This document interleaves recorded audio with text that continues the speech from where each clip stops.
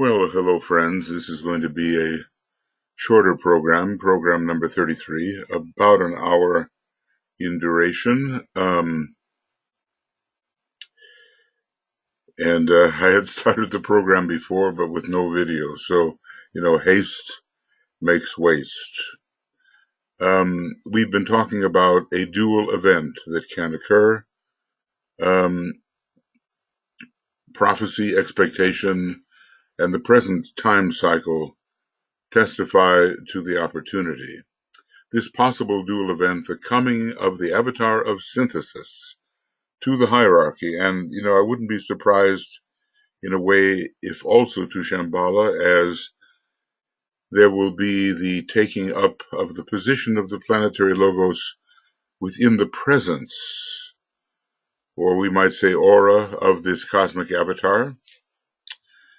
So that would affect, I would think, Shambhala as well. But anyway, the coming of the avatar of synthesis to the hierarchy. And now we know that this great being will be overshadowing the Christ along with the Spirit of peace. And of the lesser avatar, his representative. It was undetermined who that would be, but now it is known that it will be the Christ.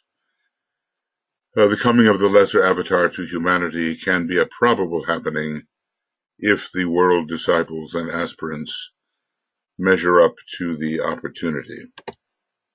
Okay. And now we are at the point where we're talking about the immediate task. I'll try to get back to this later tonight if I can, after webinars and broadcasts, things of that nature.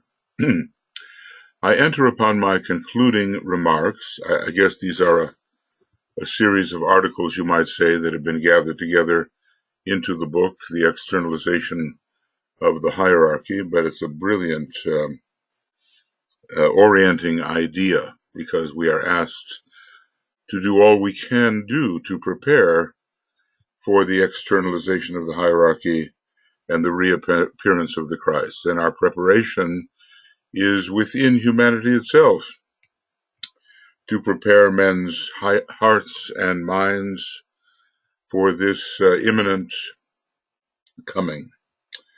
Second coming, we might call it, and for a duration of 2,000 years. And then who knows the extent to which hierarchy itself remains with humanity as a guiding force. We know it had to leave, withdraw, because although there was a temporary defeat of the forces of darkness, it was felt best in Atlantean days to leave humanity more to its own decisions, instead of perhaps giving them so much, which they inevitably misused. And by they, I suppose that means people like ourselves, who no doubt were Atlanteans in the old days. I enter upon my concluding remarks, he says, excuse me, in this section called The Immediate Task, wondering if anything I can say will awaken disciples to the needed spiritual effort, a spiritual effort which must find expression in physical plane decisions and activities. You almost feel a sense of desperation from Master DK. I wonder how he'd feel about it now. Are we, as disciples and aspirants, are we awakened? Have we responded as we should? Do we recognize the threat? Do we recognize the opportunity even now, 80 years later, when the forces of materialism are obviously not yet defeated? A certain aspect of physical plane effort is already being undertaken by them through the very force of circumstance. Red Cross activity in every land, and remember the Tibetan works behind the Red Cross, as has been said. Red Cross activity in every land responds to urgent surrounding physical need, as when London is being bombed by the hostile powers, and Well, all countries that are being bombed have to respond to urgent surrounding physical need, and the mobilization of their time and resources by leaders in all countries are the keynotes of the time. But it is the inner spiritual activity and orientation paralleling the outer activity which is required. See, both have to be put together. One of the disciples that DK had, I'm recalling a letter to her, was chastened because she did not do enough on the outer level, though maybe she was doing something on the inner level. Both are required. This is an activity which is preceded by clear factual thinking and decision. So the mind is really on it, and the people of the time, they know why they are doing what they are doing, both inwardly and outwardly. Can the world disciples and aspirants evidence this full life on all levels? Are they capable of an intensive inner life as well as of unflagging attention to the outer duty and demands? This is the problem. Are they capable of laying aside their own pet theories and trifling ideals, trifling in the face of the appalling world situation, and focus every possible effort on fighting evil upon the physical plane as well as on other levels?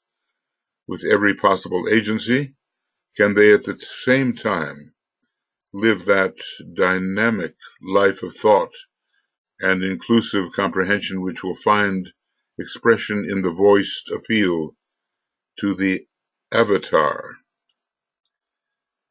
It is feeling and fanatical adherence to some loved ideal which frequently stand between a disciple and effective service on the physical plane.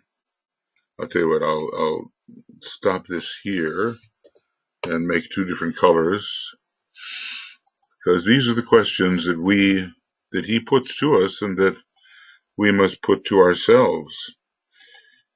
We don't live in those times when the air raid sirens, at least in our part of the world, are blaring away, but it could happen. It could happen quickly, given the instability of orientation of some of our leaders and the uncertainty of humanity about who and what really is the enemy. It is feeling and fanatical adherence to a loved ideal which frequently stand between a disciple and effective service on the physical plane. It is old habits of thought and the determined effort to interpose some mystical dream between the conditions as they are and conditions as they could be if disciples took right action, which have prevented effective service. So obviously, DK, a member of the hierarchy, he is calling for realism. And we say spiritual and tangible realism. And for, we might say, well, even fighting evil, and for fighting of the right kind on inner and outer planes, and focus every possible effort on fighting evil upon the physical plane as well as upon other levels with every possible agency. This is what he requires. And it's obvious that unless we can fulfill this dual approach, we are not doing all we can. Right now, there's a slow degradation of the Piscean civilization that can be expected, but it is possible to make a transition into the Aquarian age and still preserve some of the best values cultivated during the Piscean civilization, faith, sensitivity, obedience to the inner call of the soul, compassion. There are just a number of things which have been cultivated under Pisces and which could and should be preserved, but not if we are finding ourselves disoriented and uncertain of which way to turn and confused by outer circumstances. That is a real problem. And even now at this juncture where the old is being prepared to give way to the new, the third installment of the teaching is coming. The great conclave of 2025 is on its way. A new movement forward is possible. Even now, there is too much uncertainty amongst the disciples as to what exactly they should do. So what does he further say? But my brother, all things have to become new, and that means a new vision, a new idealism, and a new technique.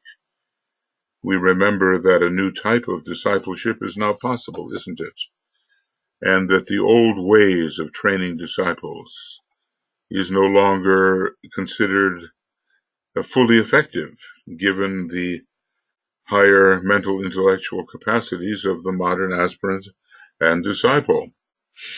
Past ideals, past dreams, and past efforts to tread the path and express brotherhood have produced most successfully a certain changed attitude in the race, a new orientation to the life of the spirit, and a focused intention to move forward. And that was the desired goal, and that goal has now been reached. So we're preparing to give our allegiance, our adherence, our attention to the new and Aquarian ideals, and not to be stuck in any reactionary sentimentality. An example of this, was after the war, people wanted to rebuild the old buildings just as they had been built before. They wanted to reestablish the old civilization, not thinking that the broom of God had swept clean many undesirable structures and forms, not thinking ahead, because, what was to teach them how to think ahead? So often we have a kind of a combination of, fifth ray anticipation, kind of a science fiction anticipation. We have people wanting to live into the future, possessing a certain kind of immortality which has been bought or created for them by technology. In other words, somehow consciousness will be linked to them as a machine. They will have replaceable parts and so forth. It's hard to know where that will go, but the idea of reincarnation has not been proven widely enough. It has not been instilled. It has not been understood. And if it were so, then these sort of scientific, let's just say quasi-scientific, science fiction solutions to immortality would be set aside. People would not be freezing their bodies with cryogenics, hoping that when the disease that they suffered from was finally understood and could be cured, they would be unthawed or thawed and could continue their life in the same, though improved, physical vehicle. We are stuck with that idea of non-progression. Even in the Christian church, the idea of an eventual resurrection in the same body, at least we're not promised a new one. We're We're told that something will rise from the ground, I suppose, maybe in a better form, but it's pretty much the same body, and then one can continue either in the heaven world or the hell world. I mean, they're such primitive beliefs, and if you know a little bit about occultism and esotericism, they seem very strange and twisted and benighted beliefs. So we have to help humanity disabuse itself of those particular formulations in the mind which lead nowhere or worse. Anyway, we have reached the point, at least, where the new ideals are now possible. That's the point. The right attitude is now present in many people in every race, and it is the recognition of this which is called forth the activity of the brothers of the shadow at this time. They realize that the time of their power is shortening. The hold of the materialistic values over man is steadily becoming weaker. So far man has progressed that there are enough people in the world today to turn the tide if they can be aroused from their apathy. And of course, where there is no vision, the people perish. Another way of looking at that is where there is no vision, there is no disposable energy. The enthusiasm does not descend, it does not arise, and people cannot arouse themselves to do in an energetic manner that which is required. Anyway, the brothers of the shadow respond to the let's see if I can do this correctly. The brothers of the shadow respond to the increasing etherealization of humanity's consciousness, because materialism is the great enemy, and it is a superficial assessment of reality. We believe that that which the lower senses convey is reality, and this is not the case, obviously. Okay, I just want to say I'm attempting to do something here. Usually I have two computers going. I'm a little bit concerned that I don't have the other one going, so I better see that it's going, otherwise we could be cut off at any time.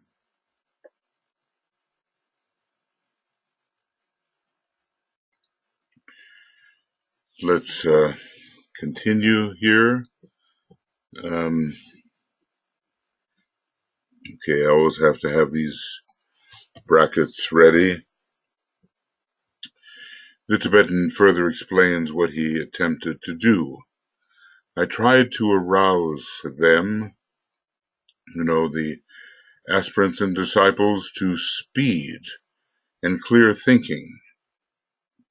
Between the years 1932 and 1938, 32 was the end of a seventh ray cycle, and it was important for all the new group of world servers from 1925 to 1932.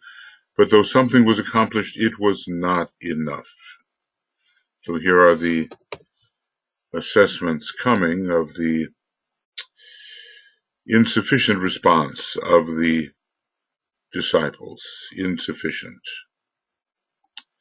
The blindness, illusion, separativeness, and inertia of the aspirants of the world today constitute one of the factors with which the hierarchy has to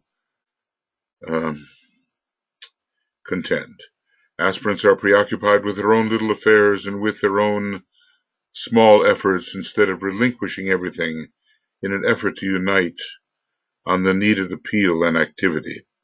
They are contending with their own interpretations of truth and for their pet ideals of peace, living or work, and like Nero they fiddle whilst Rome burns. All their lives they have fought for an ideal and a dream, and they love that more than they love humanity. That's quite an indictment, you know. Yet all that is needed is such a deep love of humanity that it works out on all levels of activity and all life effort.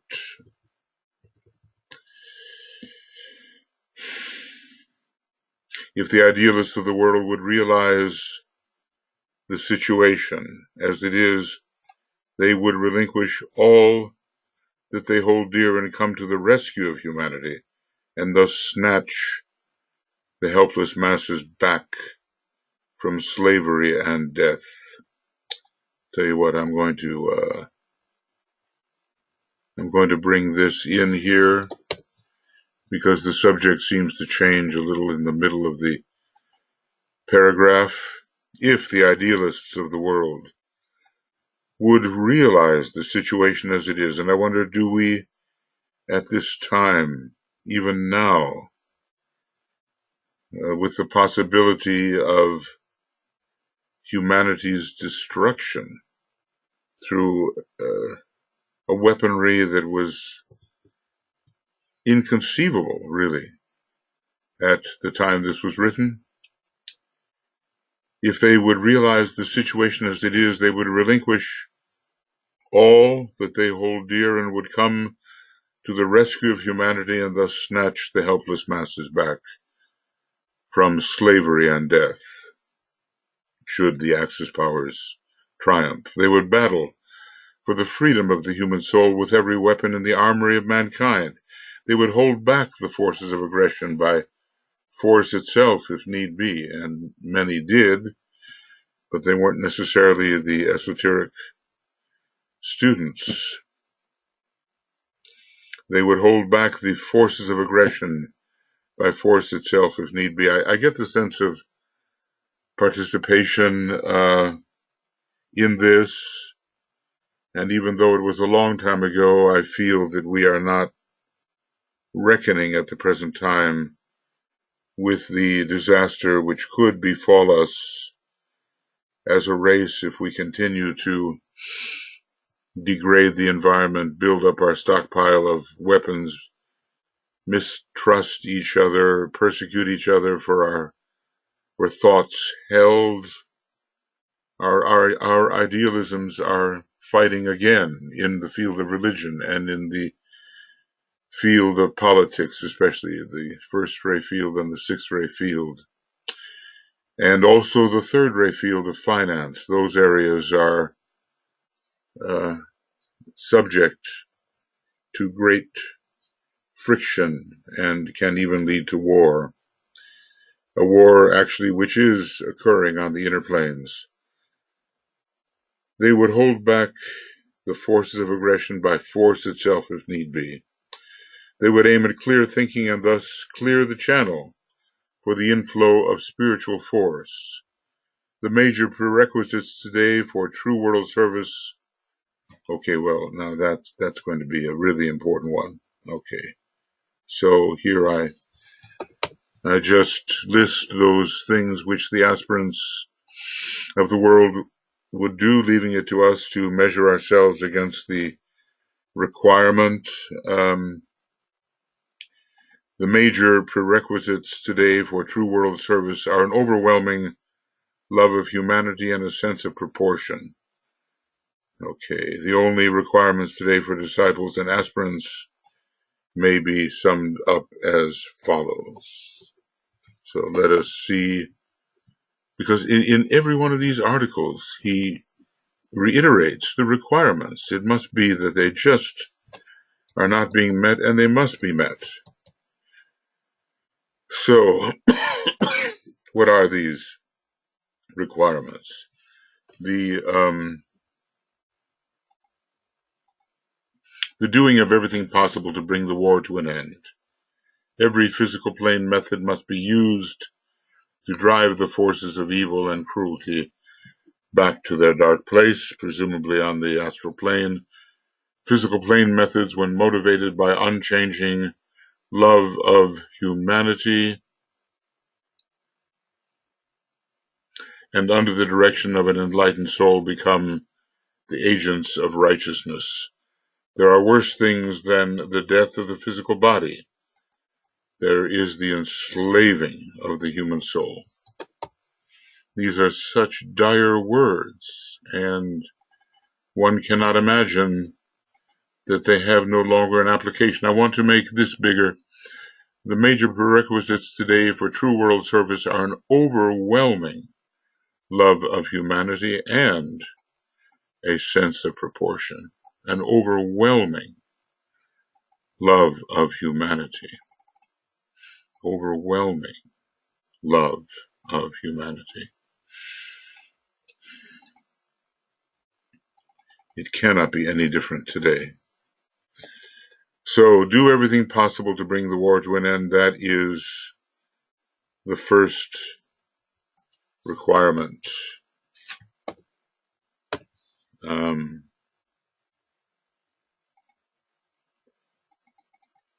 Then, the focusing of the inner life towards the hierarchy in radiant faith. The way of the coming one must be made clear, and the life force must be dedicated to the outer life of compassion. One cannot pretend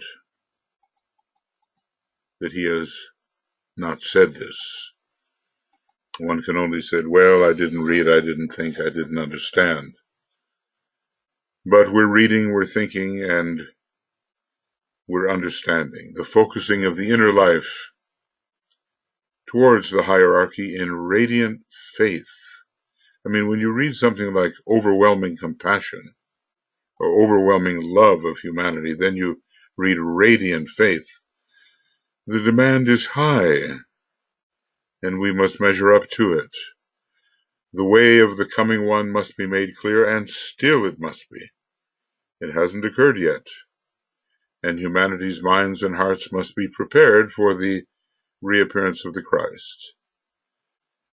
And the life force, all our vitality, dedicated to the outer life of compassion. The clarifying of the mental life in the pure light of the soul. Disciples live too much in the world of feeling, hence clouding their vision. When they have clarified their minds and see the situation whole, then they can then appeal to the avatar to make his appearance. And this appeal will be made via the Christ. Well, something must have worked, because the linking up did occur. It did occur. And the avatar is, we are told, and I believe should believe, supporting the Christ in that triangle. Disciples must endeavor to understand what are the objectives of the avatar and thus fit themselves to cooperate. So this is an active invocation of the avatar by those who are esoterically trained. And is it necessary any longer? Well, certainly to understand what synthesis is and to promote it in every way possible. This is necessary. So, the only requirement today for disciples and aspirants may be summed up as follows. So these are, okay, let's call it first set of requirements. This is the first set of requirements.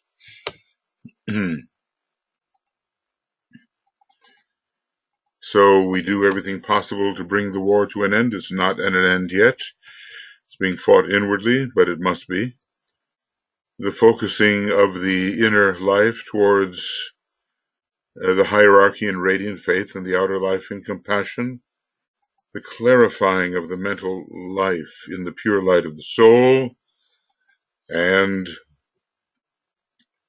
to understand the objectives of the avatar. Okay, now the second step.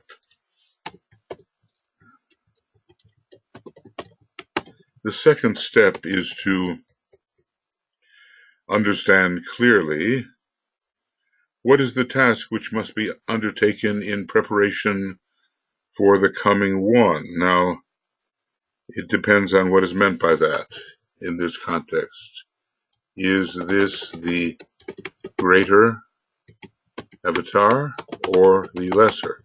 Because so often the rider on the white horse, now the Christ, is called the coming one. Okay.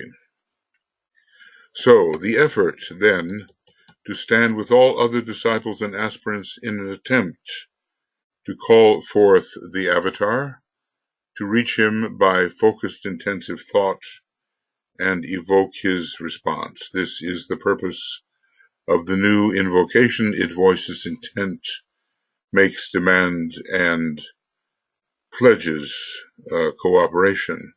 It does seem, can it be, that in this context,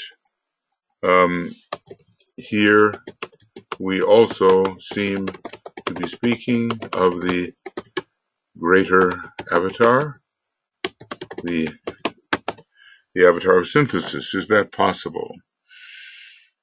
Because it is the focused mentality, soul inspired, which can reach to this avatar who can descend no lower than the mental plane.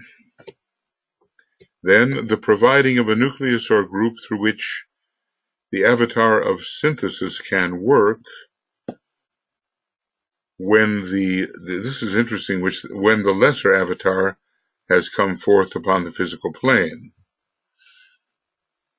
So he uses this word avatar frequently, and we have to try to know which avatar he is speaking. So even after the lesser avatar has come forth, let us say it is the Christ. Okay. There has to be provided a nucleus or group through which the avatar of synthesis can work when the lesser avatar has come forth upon the physical plane. And this is maybe the project of a century, at least the way it looks now. There's so many things to be done before the Christ can return on that wave of expectation and anticipation. This involves individual activity and sounding out of a clear note based on clear mental perception, the recognition of those allied in the work, and the development of conscious group work. In this group work, the personality is subordinated, and only the following determinations are dominant. So maybe we don't hear too much about this type of service, a nucleus or a group through which the avatar of synthesis can work. And if this is so, then we still have to fulfill this aspect of the work. Okay. So in this group, the personality is subordinated, and how we have to prepare to be in it. It involves individual activity, the sounding out of a clear note based on clear mental perception, the recognition of those allied in the work, forming an esoteric group, basically, the formation of an esoteric group. Okay, so the following determinations are dominant, and what are they? In providing this group through which The avatar of synthesis can work when the lesser avatar comes forth. The determination to offer group service as a group to the world group. The determination to establish right human relations upon the planet. The determination to develop everywhere the spirit of goodwill. The determination to withstand evil through planned group activity. So these are the determinations in such a group that would provide for the avatar of synthesis a conduit which it needs. The providing of a nucleus or group through which the avatar of synthesis can work when the lesser avatar has come forth. Now, it may be 100 years before the lesser avatar comes forth into visibility, into recognition, before the lesser avatar reappears and is seen by one and all. We have maybe some time, but here are these determinations in the group work which is needed and in which the personality is subordinated to group service, right human relations, goodwill, and the withstanding of evil. So I'll just make these a little bigger. The withstanding of evil, the spirit of goodwill. These are the determinations that animate such a group, establishing right human relations, and to offer group service as a group to the world group and not as a collection of individuals, to offer group service. Okay. So we begin to see why the organization World Goodwill is so important in this particular light. All right. Now, this is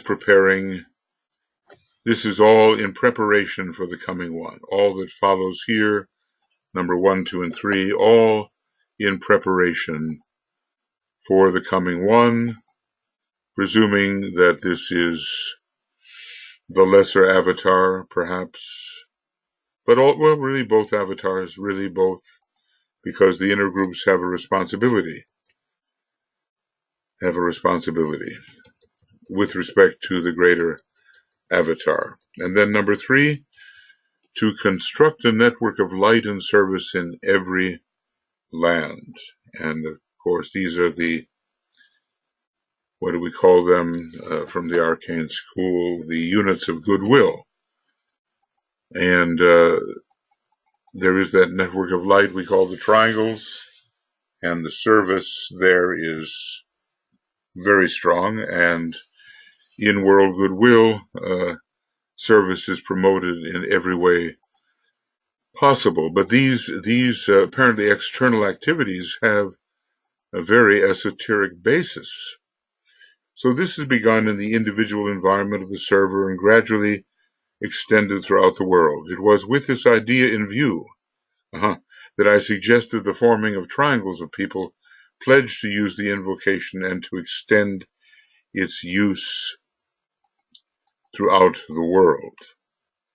So indeed, the triangles of light and of goodwill are very important in this creating of a network of light and service in every land.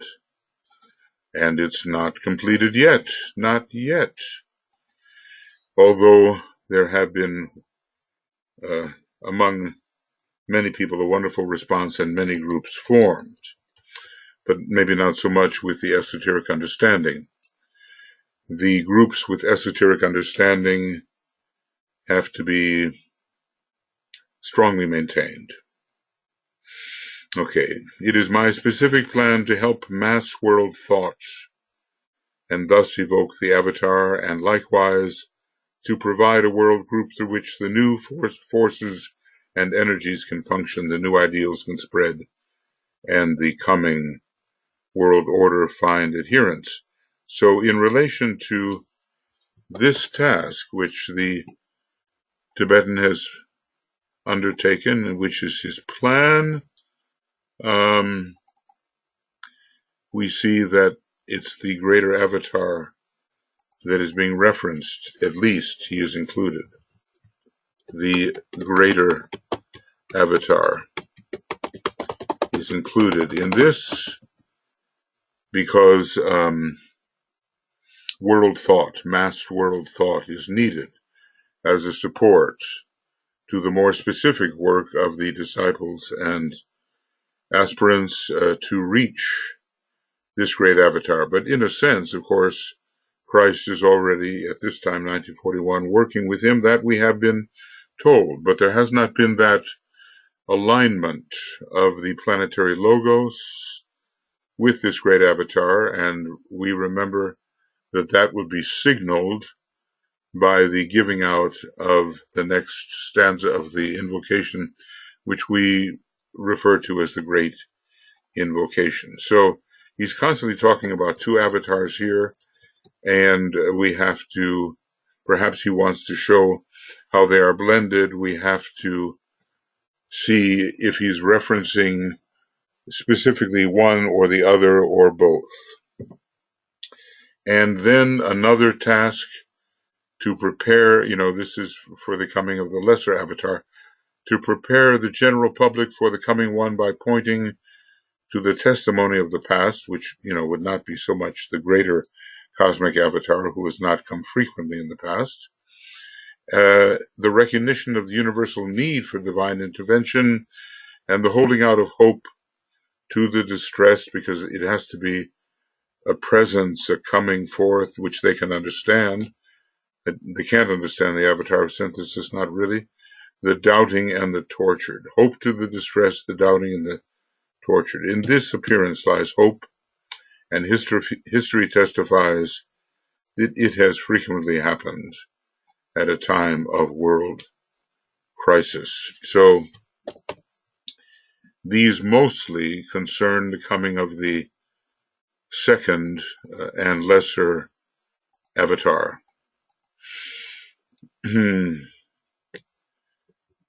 But of course, for the inner workers, that nucleus or group through which the avatar of synthesis can work when the lesser avatar comes forth, that inner group is important. So what we're dealing with in this section in preparation for the coming one is not only preparation for the Christ, for the lesser avatar, it also continues to involve ongoing preparation for the evocation of the avatar of synthesis. Apparently, there was still a deeper type of alignment which could be achieved. Looking ahead from 1941, and this was satisfied in 1945. And at the present time, what can we do? Well, we have to understand synthesis. We have to recognize our co-workers. We have to think in line of a great uniting, bringing harmony and unity and peace. All of them results should the kind of synthesis desired be incorporated or settle upon humanity, be incorporated within humanity and settle upon it. And it is interesting, ongoingly, that this avatar of synthesis can work through the General Assembly of the United Nations. It's like representing all the people. I think in the United States we have the Congress, which is most intimately representing the people, and the Senate is maybe a bit more Republican in the true meaning of the word, and we have representatives of the people, but they have so much of their own determination. I think the members of the House of Representatives are somehow closer to the people, and we have something, similar going on here in the representation um, of the people of the world by the General Assembly of the United Nations, over which the avatar of synthesis can, in a way, preside. He can overshadow that particular group. Well, there's a lot here to study, but I think the important thing is that we engage deeply in group service of an inner and outer kind simultaneously.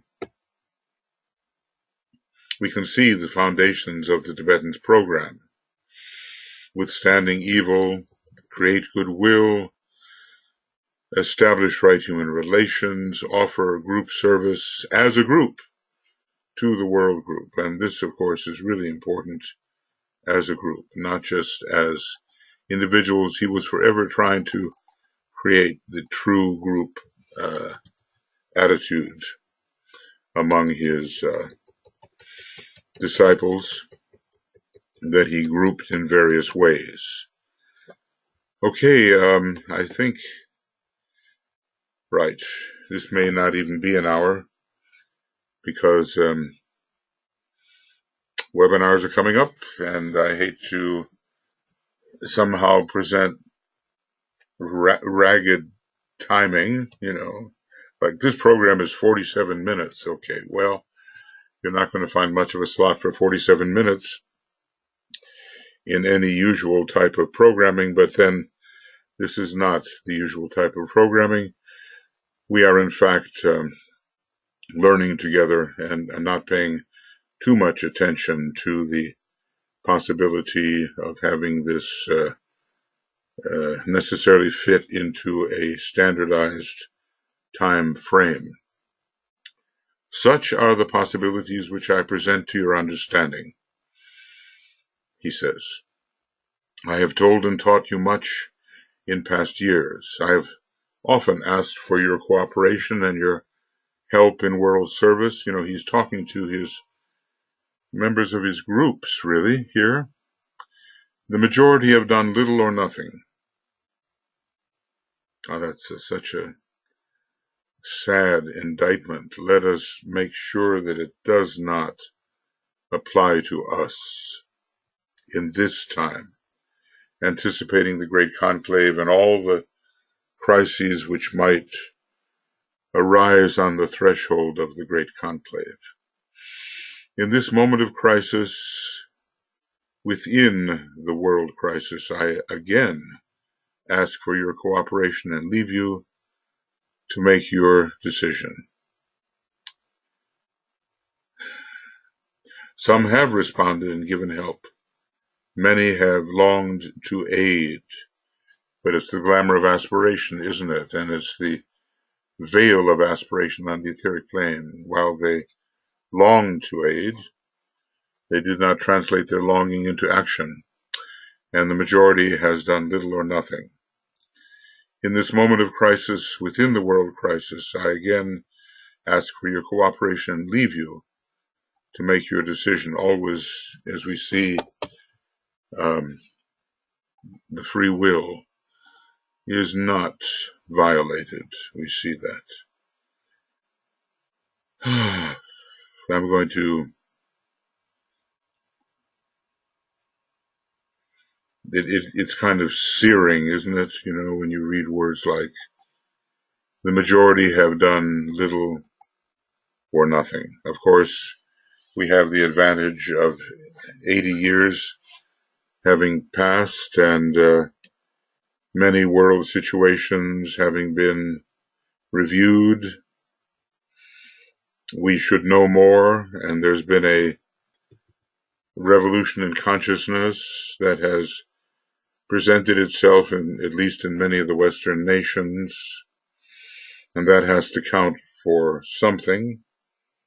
Although again, as in the 19th century when the great artists and sensitives came in before their time, really, whatever their time was, maybe their time would have been now when the fourth ray is coming in via its monadic aspect. But it was not enough to offset blood and iron, spearheaded literally by Bismarck and by the young and arrogant German nation. The German people are old, the German nation was new. The many little city-states and little fiefdoms and so forth were amalgamated. So there was a synthesis on that level, but it supported an aggressive approach. And it was very Martian. Mars is a necessary planet, of course, but it can affect the Earth in old ways. It's a non-sacred planet and can bring us back into the realm of conflict rather than of harmony. So the Tibetan closes with a kind of a prayer here. May the love of God and of your fellow men inspire you. Remember, overwhelming love of our fellow human beings, of humanity, that's a requirement. How do we get there? How do we get there? Well, let each one apply himself to the meditation and to the service that will lead him there. May the love of God and your fellow men inspire you, the light of your souls direct you, and the strength of the group enable you to aid in bringing good out of the present evil by right action and clear thinking. What could be clearer or more inspiring than such words as this? And you have a wish that his words were heeded and that at least a reasonable percentage of the possibility which he indicated for the future did materialize. There's such an attempt to overcome tamas. We even see it, I even saw the word inertia in the next discussion.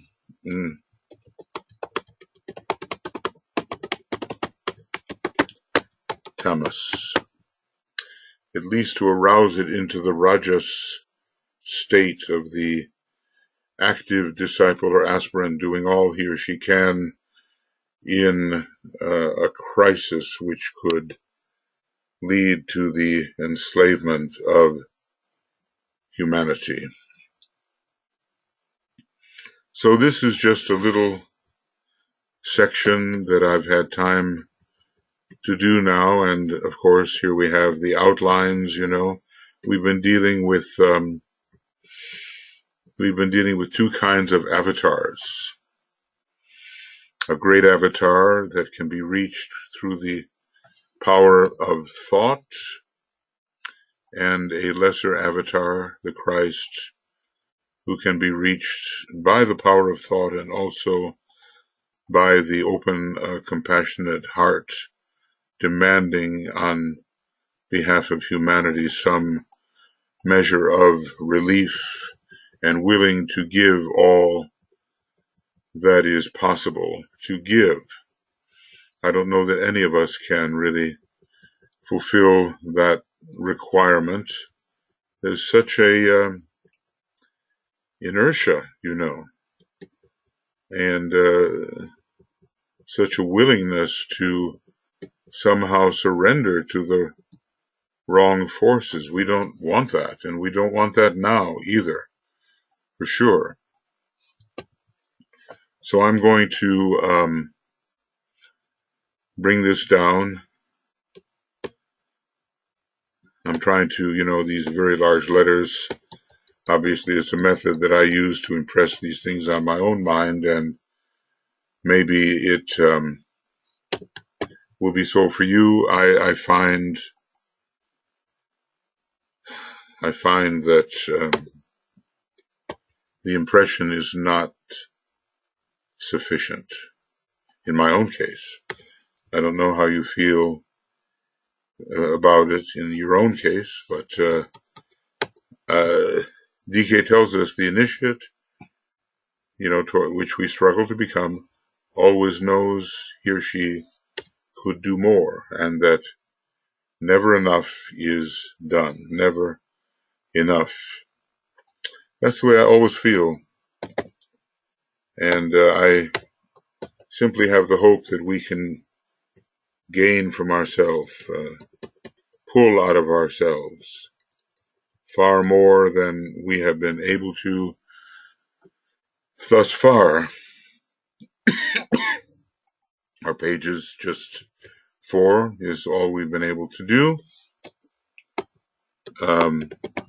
And we'll begin with program number 34, still not knowing exactly when that will be, but it will begin on page 313. Sometimes I like to actually, get so much into the material that it's just like a discussion between us, and it has a kind of deep and relaxed approach where we get into our subject and open ourselves deeply to what may come. 309 to 313. There are different ways to do these kinds of programs, obviously. Okay, and here it is. So this basically was simply 1 hour. And 309 to 313. And it began on February the 27th. I know that it's not possible to absorb all the Tibetan has given, and really nowhere close. He says, I've given you more than you can ever absorb, and he certainly means that, and if we are serious students, we absolutely know that is true. But some of the most important principles have to make their impression upon us, and we have to put our energies where they are most needed at the time. He starts out by wondering, can he awaken us? If he were to speak now, might he not also say the same? We are not out of the woods yet. We have the chance so to be, but the attack at the present time is very subtle. It's an attack upon our values, and this attack is strengthened by the general devitalization and advancing decrepitude of the Piscean civilization. So it's a time when things are falling apart in a sign in which things do fall apart into kind of dissolving or a pralaya. And the question may be whether we're facing Aries in the counterclockwise direction or facing Aquarius.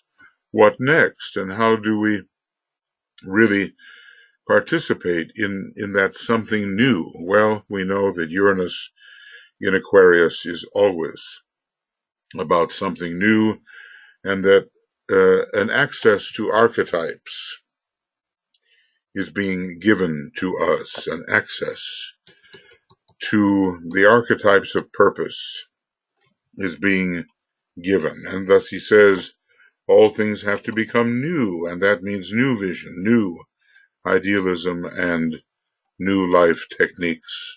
The truly new, which in a way is very old because it relates to the archetypes which persist throughout the duration of a great cycle. And we are in many great cycles at the moment. The opportunity is so great that in speaking to myself too, I don't know why we just don't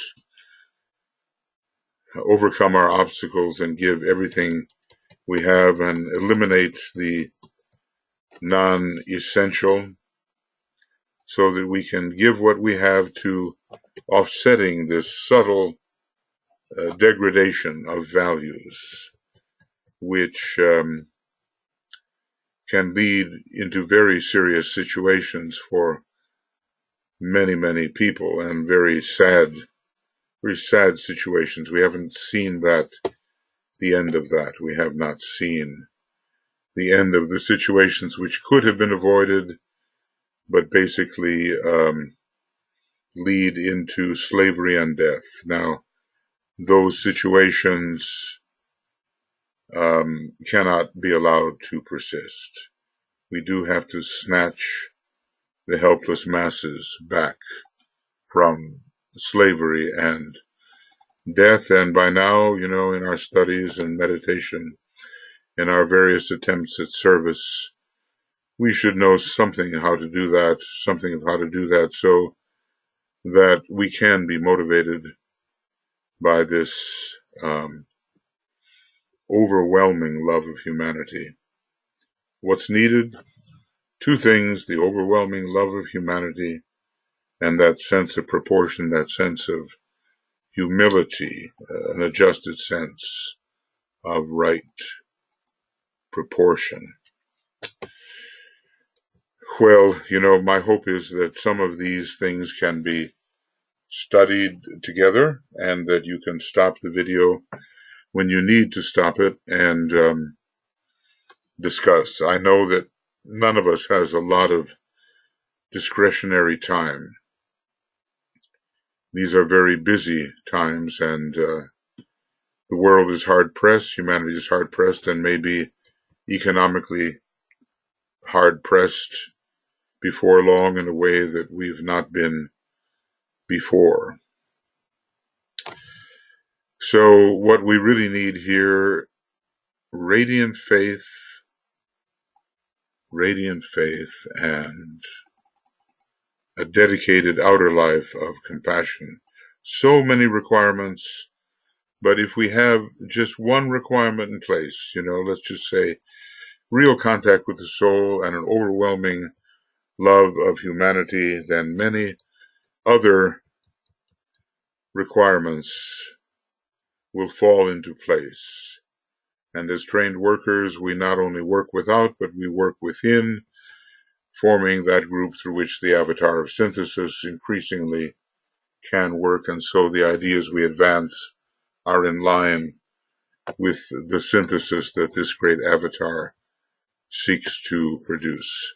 All I can recommend is, at the end of it all, I'll probably make this particular worksheet available to people if they want it, and you'll be able to see it on the video and stop where necessary for discussion, and you'll have your own CD-ROMs and you'll have your own books.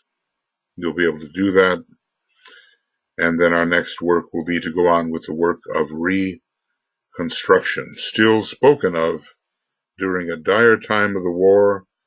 The German advance into Russia had not yet been stopped in August of 1941, but it was coming close, and the elements were going to be turned against the advancing German army.